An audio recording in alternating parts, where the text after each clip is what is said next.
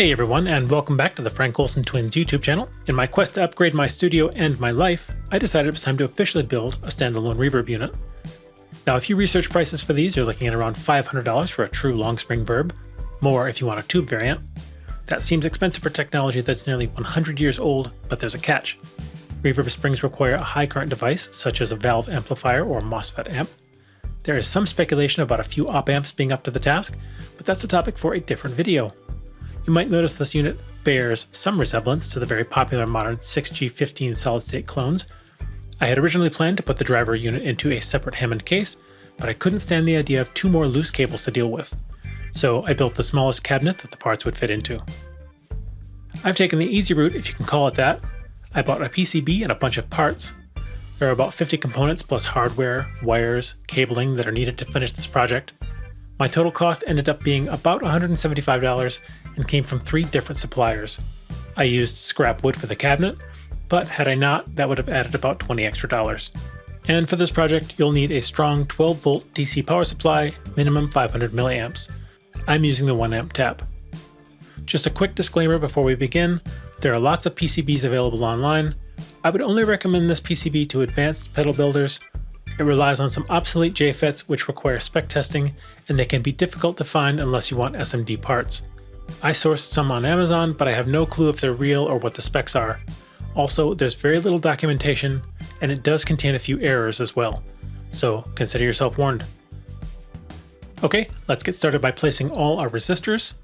I like to keep an abrasive sponge handy to clean the tarnish off the leads. Then I bend and insert them.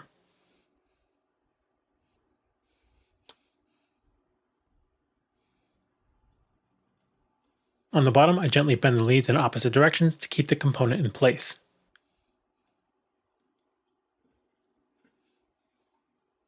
Next, I'll insert all the capacitors,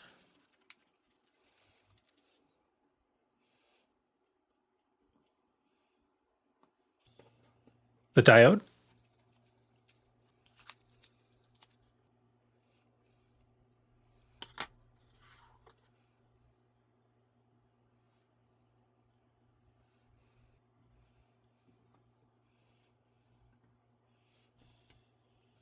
the Jfets, the transistors, and the trimmer pot.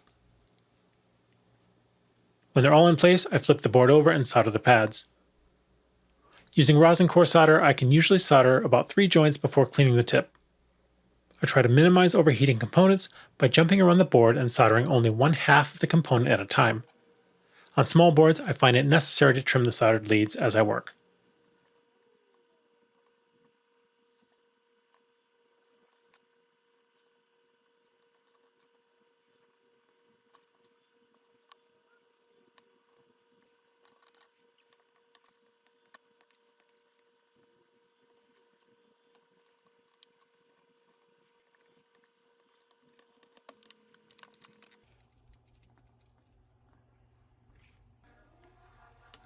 This is a good time to add the heat sinks to my MOSFET drivers. These are static sensitive, so use caution when handling, especially when touching the pins with your hands.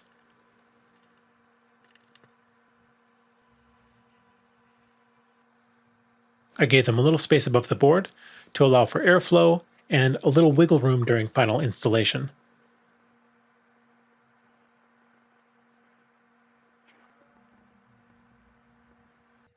Now I'll make the faceplate from some aluminum stock.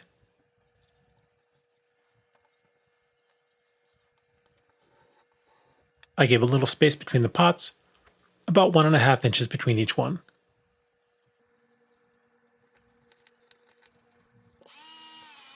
Once they're marked and drilled, I can cut the faceplate and install the components and hardware. I used twisted wires for my flying leads, which worked fine and is perfectly quiet.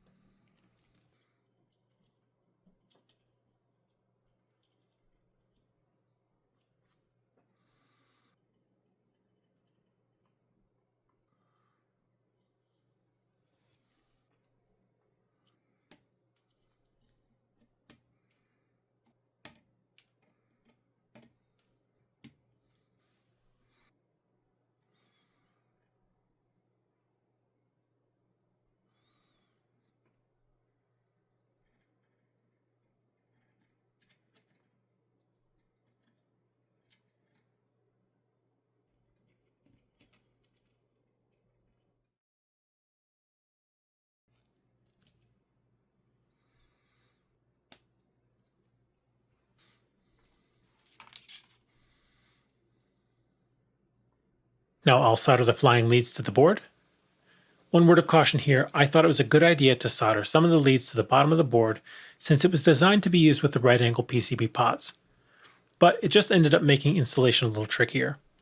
So unless you're using a Hammond pedal enclosure, I recommend installing all the connections from the top to make the mounting and soldering a little easier.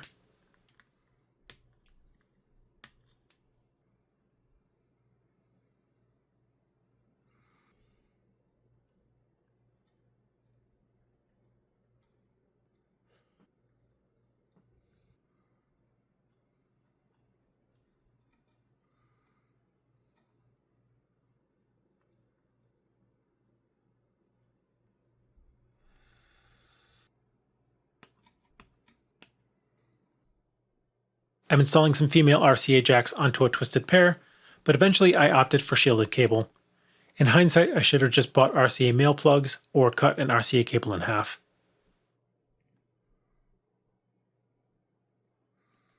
That brings us to one of my mistakes, which can be seen here. These wires went in reversed. It's marked on the other side of the board, or if I would have just looked closely, I would have seen which contact is obviously the ground plane. We'll be back to fix this in a minute.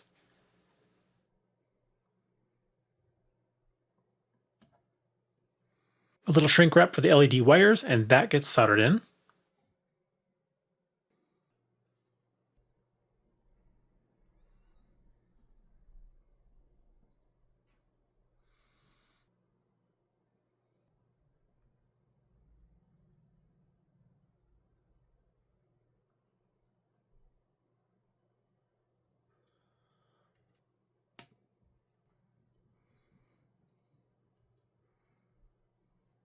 I considered not using this switch, but since I didn't want to deal with the switch routing and adding jumpers to the board, I decided to just install the switch and keep it on. I'll let time be my judge on this one.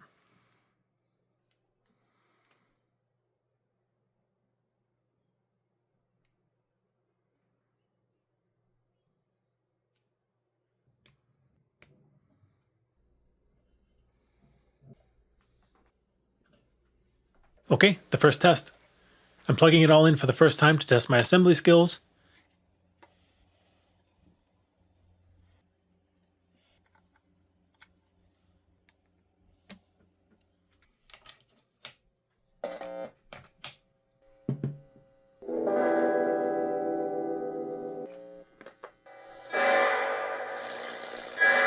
And as you can hear from the buzz, those reverb cables are installed wrong, so that gets fixed.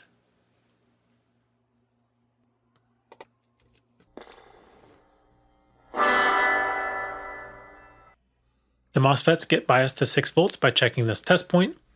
I'm at about 5.6 volts, which is within 10% variance. I'll live with that for now. Okay, I'm using some scrap birch plywood to make this case. I'm basically making the smallest possible head cap to house this board and reverb tank, and this is what that process looked like.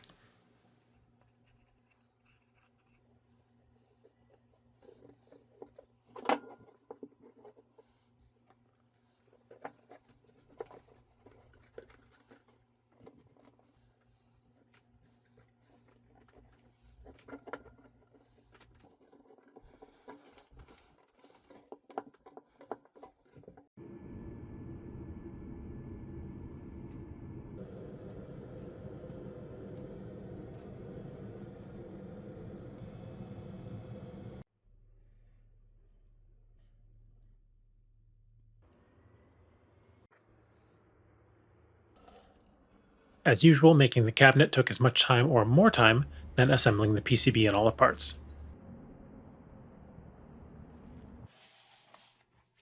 Now I'm gluing up the tolex. I'm certainly not a pro at this, and this is definitely not a tolex tutorial. The corners have a large radius, which makes the process complex.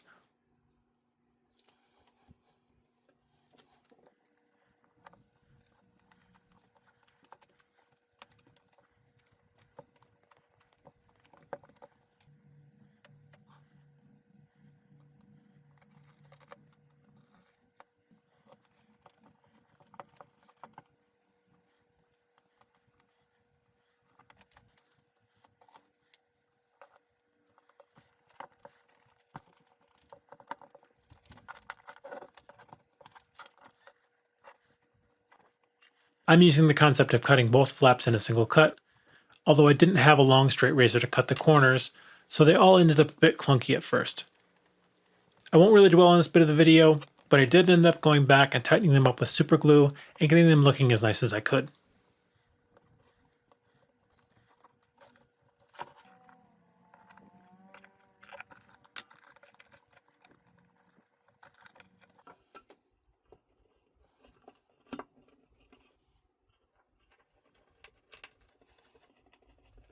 Just drilling some holes for the reverb mounting.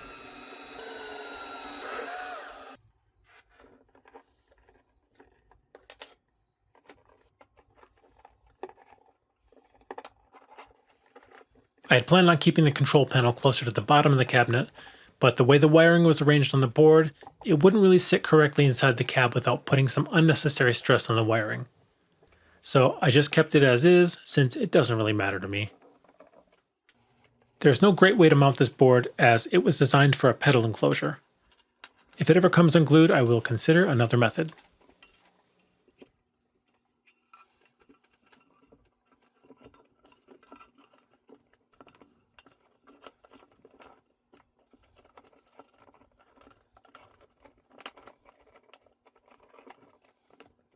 Once the reverb tank is plugged in and the holes are lined up, I'll install the little MDF cover I made. Okay, so the moment of truth. I wrote a song to feature some of the sounds this unit can produce, and afterward I have a little demo to show the sweep of each knob. If you're wearing headphones, turn down your volume now.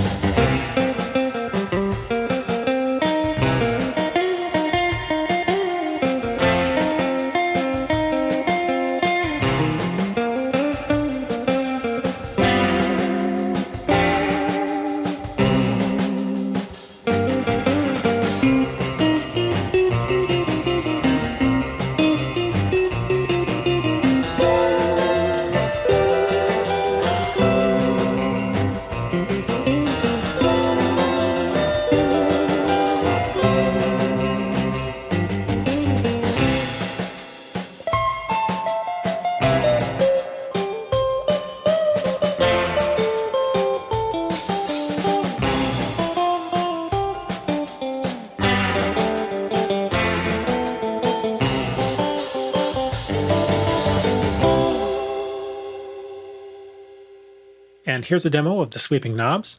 I did correct the volume since the dry tone is naturally much louder than the wet.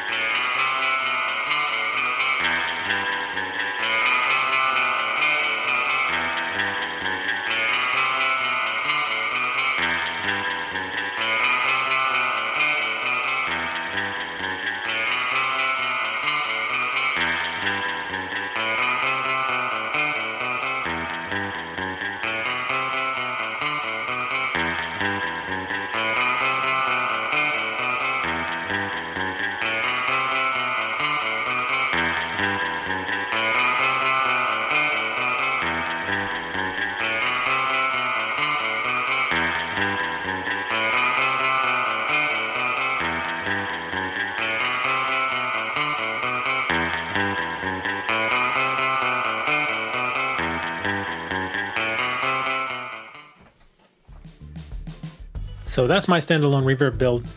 In the future I may try a different circuit since there have been many variations by designers over the years. If you've built your own reverb and want to share your advice or experience, please put it in the comments. And if you like this video, please hit the like button, and if you haven't already, please hit the subscribe button. Thanks for watching.